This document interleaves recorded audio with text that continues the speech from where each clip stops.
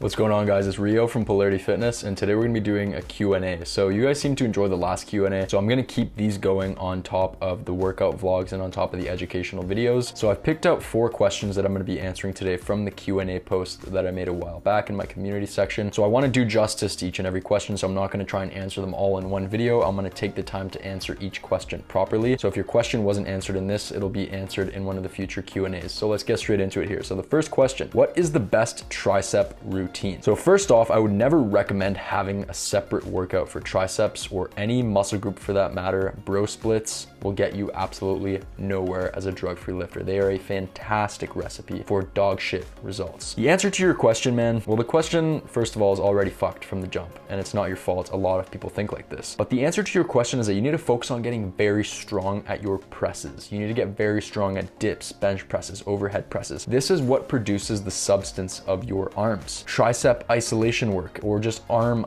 isolation work in general, is just the icing on top of the cake. It's just to account for the last 10 to 20% of growth. While isolation work will help with developing your triceps, the meat and potatoes growth is going to come from getting very strong at presses. And let's face it, man, there's no shortage of guys chipping away at arm isolation exercises all day long at the gym. They go into the gym, the first exercise they do is concentration curls, and then they do a second bicep curl variation, and then they do some tricep extensions, and they all resemble toothpicks. Like, their arms are all floss. And it's because you're never going to get anywhere focusing on isolation exercises over the big basic compound movements. It's like trying to add icing on top of the cake before the cake has been baked. So the big meat and potatoes growth will come from getting very strong at pressing. And on the contrary, if you go into a gym and you see a guy doing reps with his body weight attached on weighted dips, do you think he's gonna have small triceps? It's very unlikely. If you see a guy doing reps with 100 pounds attached on weighted chin-ups, do you think he's gonna have small biceps? Absolutely the fuck not. That's the simple answer for you, man. But at the same time, there's a big problem I see with a lot of guys who are just focusing on trying to, build up the show muscles, building up the arms, the chest, the shoulders. The problem is that a lot of these guys are just small. The reality is that you're not going to see big biceps on a small body. No matter how much bicep work you do, if your body is small, you won't build big biceps, man. And that's the issue. A lot of guys don't realize that they have to put on muscle throughout their entire body. They have to get their body growing as a whole. They have to put on weight. If you want to add 2 inches to your arms, expect to have to put on 30 pounds on the scale. Do you think that's going to be achieved doing bicep curls? Of course not. Get the body growing as one whole unit and build up the big muscular structures of your body, your legs, your back, your upper body pushing structure. Getting your body growing as a whole will ensure that once you do throw in the isolation work, once you throw in the curls, the tricep extensions, they'll actually be more receptive to that isolation work if the body is growing as a whole, if the big muscular structures are growing properly, all right? Once you get the main muscular structures of your body growing, the rest of the body comes along far more easily. Developing the legs and the back, it's basically the growth engine for the body. It's the base of growth throughout the entire body. If your squat and deadlift improve, so does the potential for growth everywhere else. And this is a very lost concept in today's fitness industry. Let's get this straight, okay? The squat itself isn't going to pack inches onto your arms, but what it will do is that it will make it easier for you to lift heavier weights on upper body exercises, which will then translate into better developed arms. And then for the last 10 to 20% of arm development,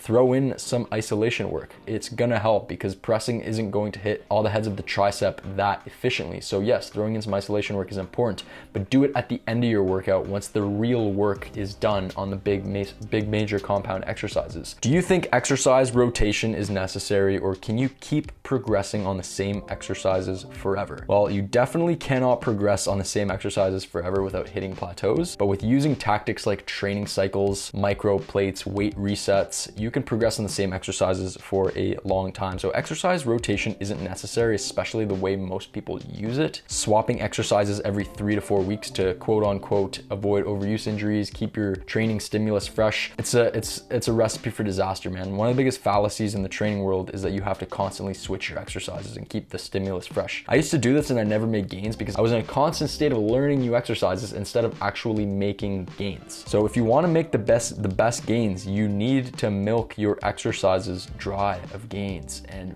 master them. That's the key, and that means sticking with them for a considerable period of time. So once you've found your core group of mainstay compound lifts that work well for you, that cover the majority of your musculature, and that you're going to train intensely, you need to stick with them for the long term. And this doesn't mean that you're never going to change your exercises again, that you're just going to stick with the same exercises for your entire training career. Like, you can have some variety to a degree, but don't change them so frequently. Stay with them long enough to actually make considerable progress. And then, you know, if you want some variety eventually, then swap the given exercise that you want to change for a close variation, but do it in a future training cycle. Don't start with an exercise and then within a month you get bored of it and switch over to another exercise. It's not going to work, man. You're never going to actually stick with the same exercises long enough to produce real progress, real growth in muscle and strength. It's not going to happen. So this applies for your core compound lifts. This is like what I just said applies to your core movements, the ones that you're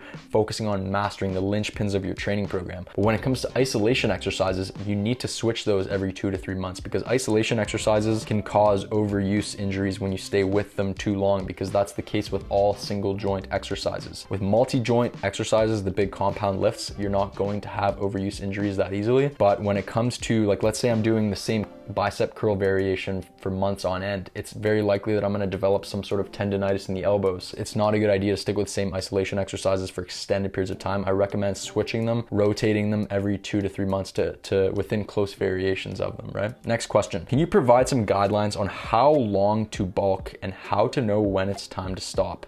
And how fast would you recommend bulking? I'm bulking right now and want to continue because of the amazing strength gains, but I feel like I'm getting a little bit chubby. So I recommend bulking for at least 6 months of the year. So fat loss is a very fast process. If you do things properly, you should not need to cut longer than 2 to 3 months each year. Muscle building, on the other hand, is a very long process for drug-free people. So you have to dedicate most of your time to that process if you want to build a great physique. And here's the thing, man. A lot of people think they can just pack on a tiny bit of muscle and then get ripped and then look good. And I was under this same impression as well, and it does not work, man. The physique that you want, I can fucking guarantee you, has a lot more muscle than you realize, and it takes time to put on that muscle. And before you've put on that muscle, there's literally no point in focusing on staying lean. You're not going to look very good, man. You're not going to look any different than you're going to have a swimmer's physique. And if that's what you want, then by all means. But if you're aiming to have the kind of physique, if you want to like be, 5'9", 5'10", 190 pounds with abs, which is what I'm trying to teach with Polarity Fitness, which is like reaching your drug-free physique potential, you have to dedicate more time to muscle building if that's what you want, because that's when you're truly going to stand out from the pack. You can't focus on staying lean before you've built the substance of your physique. Don't worry about the detail and the proportion and the symmetry, because after all, proportionate and symmetrical skin and bones don't look very impressive, do they? So you need to put on the muscle underneath before you focus on that. So I'd recommend bulking anywhere from 6 to 9 months of the year. 6 months is really the minimum, and then spend 2 to 3 months cutting. If you're more advanced, then you could probably spend a little bit less time bulking, maybe 6 months, and then spend the rest of the time staying lean. But still, I'd recommend, like, if you want to make progress, you should always be bulking or cutting, but primarily prioritize the bulking. That's what I would do. So if you're a beginner, you should be bulking for the first 2 years of your training to max out your noob gains. I spent this period of time cutting like a dumb fuck, and it's one of the biggest regrets of my training career. I'm still paying the price to this day. I'd be further along with my physique development if I had just properly bulked for those first 2 years, because that's when you're gonna make the fastest rate of progress. Like, within those first 3 years of your training,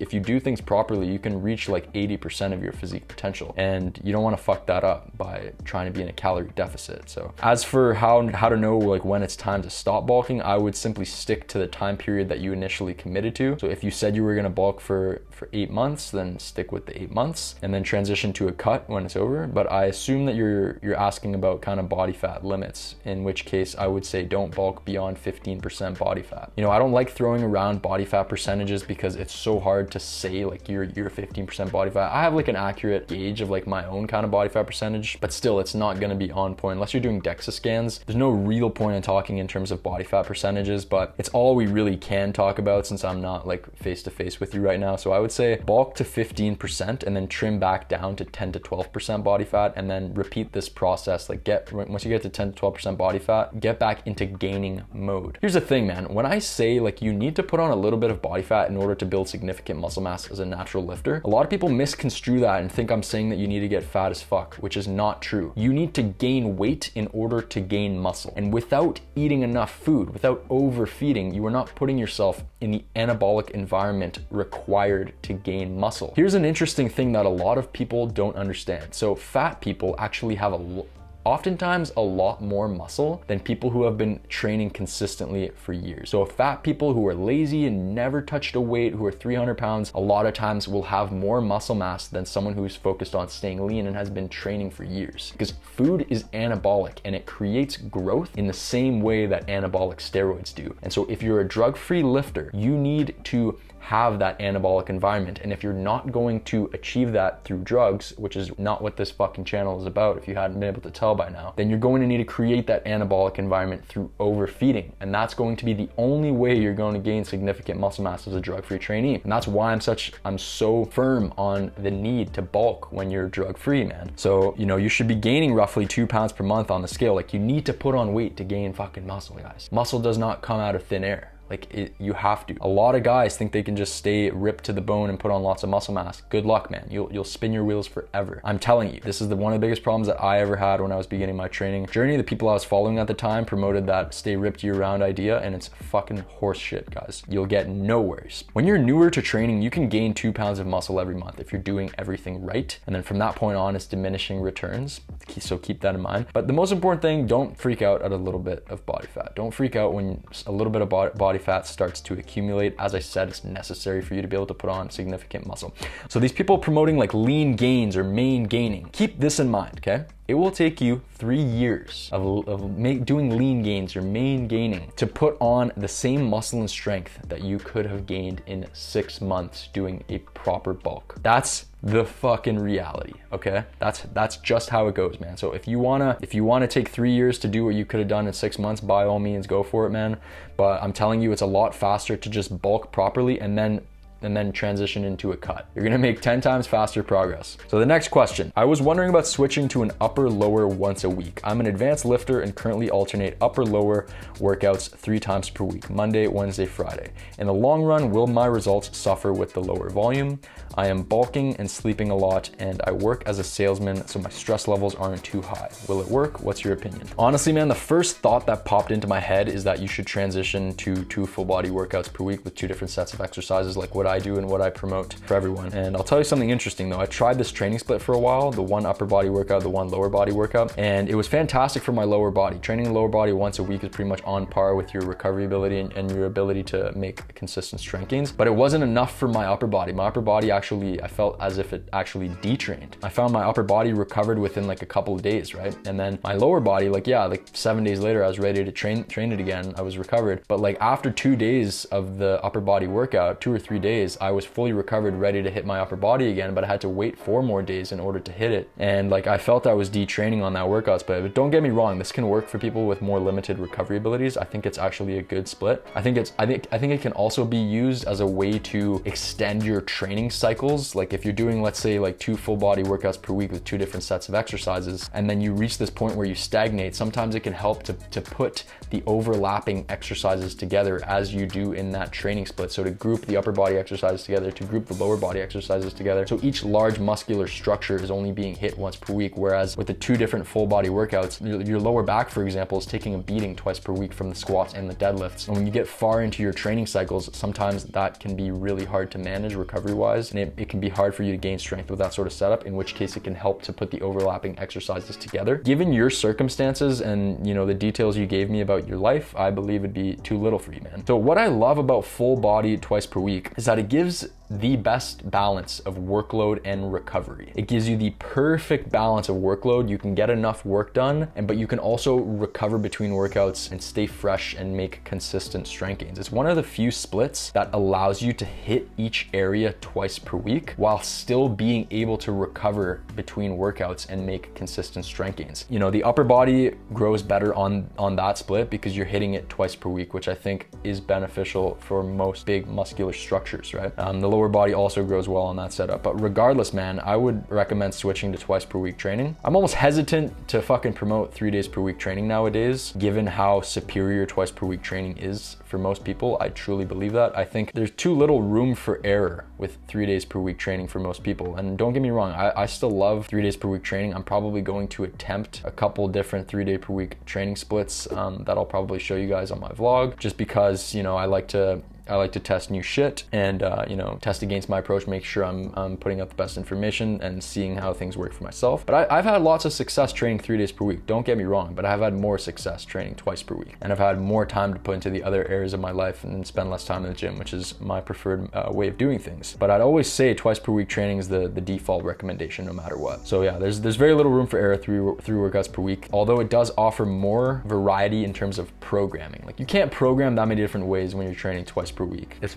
a bit more difficult. When you're training 3 times per week, you have a lot more options in terms of ways that you can program. If you really wanted to train 3 times per week, man, I would recommend doing either 2 upper body workouts with 1 lower body workout wedged in between, which is probably my favorite way to set up 3 days per week training. And my next favorite way to set up 3 days per week training beyond the beginner stage is to do 2 lower body workouts and 2 upper body workouts, and then still do the kind of alternating back and forth that you've been doing. So instead of having 2 different workouts, 1 upper body workout, 1 lower body workout, you would split your exercises up a little bit more. So for example, with the 2 different lower body workouts, one day you'd put your squats, some accessory work, and then the other day you'd put your deadlifts, some accessory work, instead of having them grouped together in that 1 lower body workout. And then for the upper body workouts, instead of having the overhead press and bench press grouped together, you would split up the overhead press and the bench press, and you throw the weighted chin-ups on the overhead press day, throw the rows on the bench press day. So you have 4 different workouts that you're alternating through, but still training 3 days per week. So for example, you'd have like a workout A,